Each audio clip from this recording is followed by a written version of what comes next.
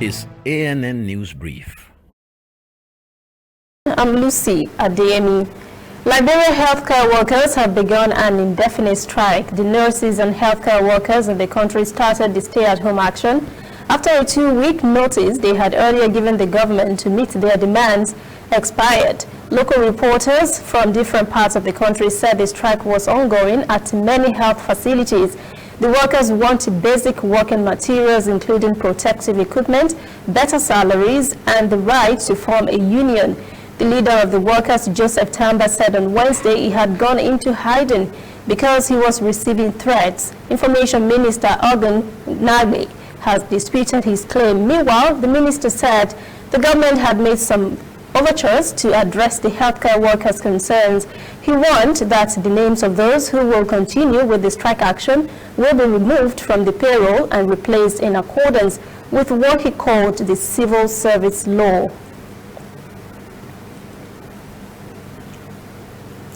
Tanzanian authorities have lifted a ban on Kenyan flight earlier imposed in retaliation to Kenya's decision regarding COVID-19. Tanzania says it has lifted with immediate effect the ban on Kenyan Airlines weeks after it imposed it in reciprocity to its neighbor's ban on its carriers.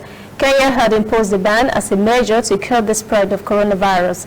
The move comes a day after Kenya announced it was lifting a requirement for Tanzanian travelers to be quarantined for 14 days upon arrival in the country.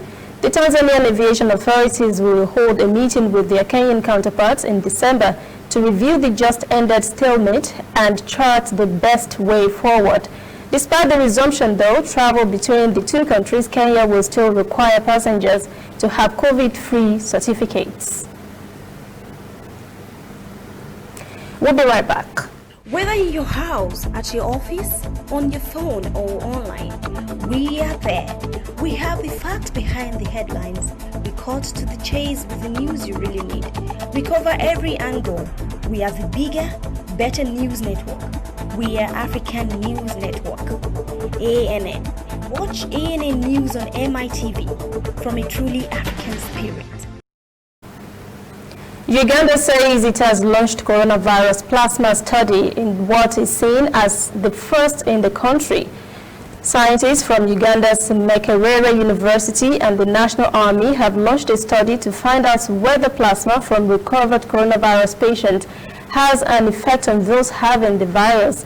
Plasma is a clear straw-colored liquid portion of blood that remains after red blood cells, white blood cells, platelets, and other cellular components of blood are removed.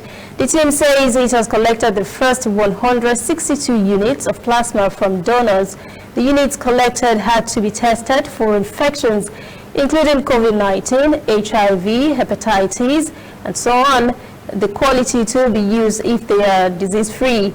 They add that there is an urgent need to determine the efficacy of the plasma. There is currently no cure or vaccine for COVID-19. Uganda has reported more than 5,000 cases of the virus, including 58 deaths. That is ANN News Brief at 10. For details on these and other breaking stories, visit our website annafrica.news. Conversation continues on our social media platforms, Twitter, Instagram, and Facebook at ANN Africa TV. I'm Lucy Adeyemi.